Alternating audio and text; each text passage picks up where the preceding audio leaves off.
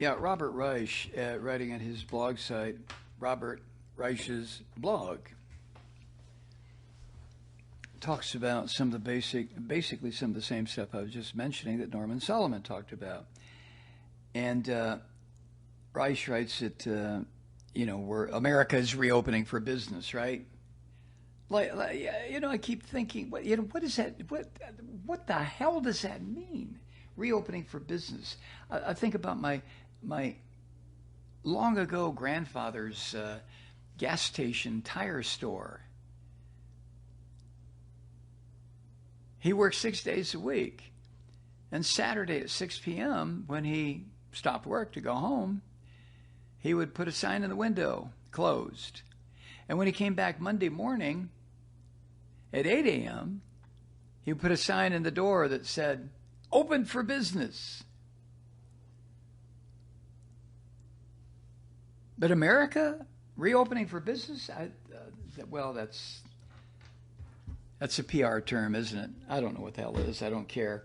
But Reich says, as the country is reopening for business, you might expect Jeff Bezos, the richest man ever, and his Amazon corporation, which is one of the most profitable corporations in America, which I guess I don't understand Amazon because they don't make anything, do they? They just sell shit.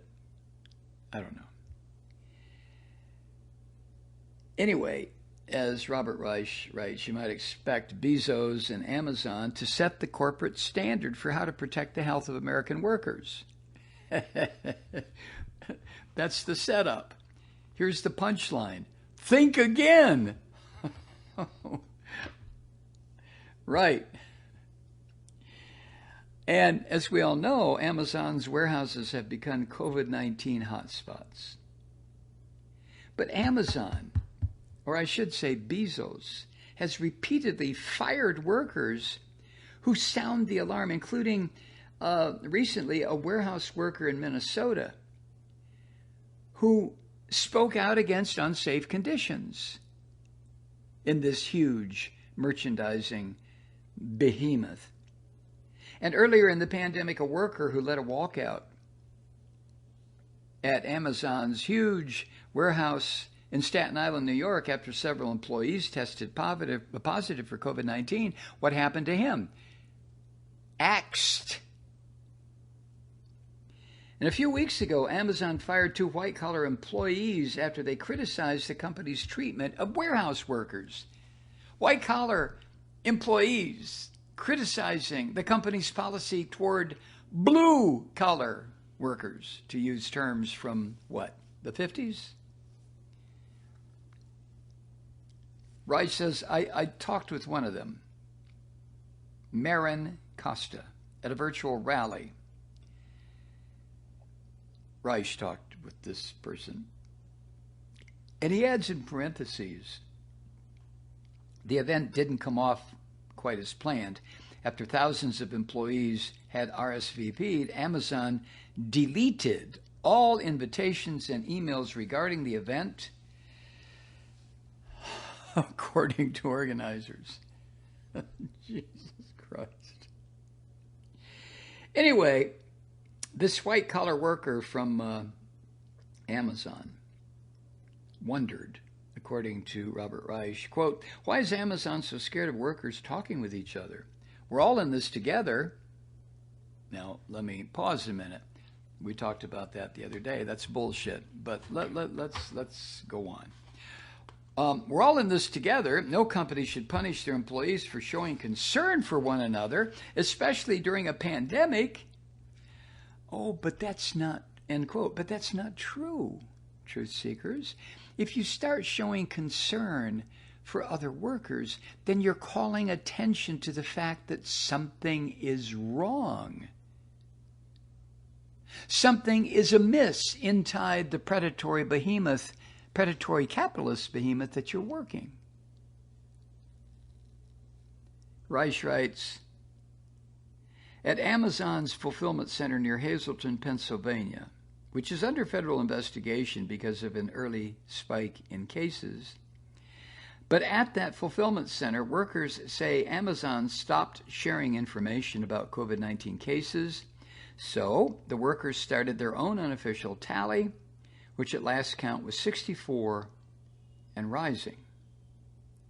And one of those workers told the Philadelphia Inquirer, quote, "Plain truth, no one cares about us," end quote. Another worker pointed to lack of enforcement of health and safety regulations inside this particular, and by extension, probably every Amazon fulfillment center. Lack of enforcement of health and safety regulations. The worker said, quote, "Believe me, we've complained and complained and complained," end quote. Yeah, well. Yeah, well. And Reich writes, only recently did Amazon start offering 2 weeks paid sick leave to workers afflicted with the virus. But some sick workers say they've had trouble collecting their pay, their sick pay, despite this new policy. 2 weeks. Oh my fucking word. That is so generous, Jeff. 2 weeks. The company now says that anyone who doesn't return to work will be fucking terminated. Now, I used the word fucking there, but they used the word terminated. Terminated. Terminated. Doesn't that mean ended? Anyone who doesn't return to work will be terminated. And Amazon is now about to eliminate what they were paying as hazard pay to warehouse workers, an extra $2 an hour. Oh, joy. Oh, fucking joy. Joy, joy, joy, joy, joy. That means a 40-hour work week. I just made an extra $80 before taxes, which means I'll have about 55 or 60 left over after everybody takes their whack. Oh, what? I'm going to lose it now? It's going away? Why? Why?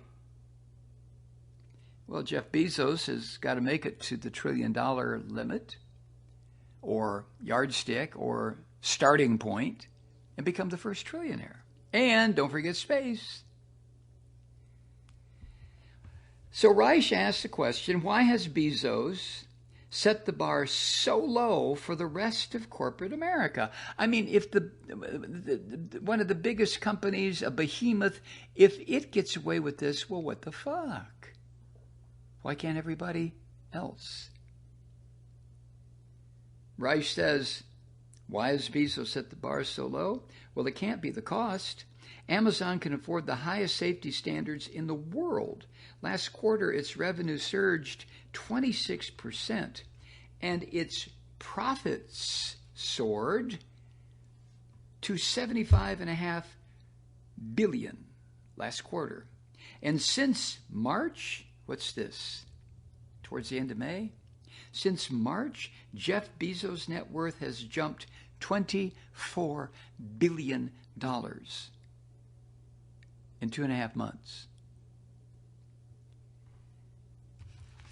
Okay. So what is it? Why has Bezos set the bar so low for other corporations to emulate? Maybe it's the arrogance and indifference that comes with extraordinary power? You think? Reich says, consider billionaire entrepreneur Elon Musk, who last week reopened his Tesla plant despite county public health orders to keep it shut. After Musk threatened to sue the county and move the factory and jobs somewhere else to another state, the county officials caved in. Oh, well, what are they going to do? And then Tesla, that would be Elon Musk, promptly notified workers this, quote, once you are called back, you will no longer be on furlough. So if you choose not to work, it may impact your unemployment benefits. Oh my fucking God. You understand this, don't you? You're way ahead of me. That means Tesla workers are now being forced to choose between their livelihoods or possibly their lives. Take your pick. Musk, though, insists his factory is safe, But a worker who returned to the production line told the New York Times that little has changed and, quote, it's hard to avoid coming within 6 feet of others, end quote. So, why is Elon Musk so intent on risking the lives of his worker bees? It can't be the money. Musk is rolling in it. Tesla's stock closed a week ago at $790 a share, which put the company's value at about $146 billion. And if you want to contrast, General Motors, which produces way more cars than Tesla, is valued at less than $31 billion. GM, $31 billion. Tesla, $146 billion. Now, please don't misunderstand what I'm saying here, truth seekers. Tesla, although it is pretty much reserved for people in a certain high income bracket, Tesla is a fully electric car. Other than whatever pollution is generated when it's produced, it does not generate CO2, or as far as I know, any pollution. I drive an electric car. Hooray, not a Tesla. Hooray for the people who are working on the technology. But that's not what we're talking about, are we? Of course not. What is it about Elon Musk that he's so intent on risking lives? Well, it's that, like Jeff Bezos, Musk wants to impose his will on the world. The pandemic is an obstacle, so it must be ignored. And therefore, the order from Elon Musk, if you are called back and you don't come back, well, you may have a problem getting your unemployment insurance. The implied threat there is, we will fire your ass for cause. You quit. And, you know, if you quit a job, how are you going to get unemployment compensation, right? In January, and I had a hard time with this when I read it in Reich's piece here, and I had to look it up, but it's true. In January, Elon Musk said COVID-19 was nothing more than a common cold.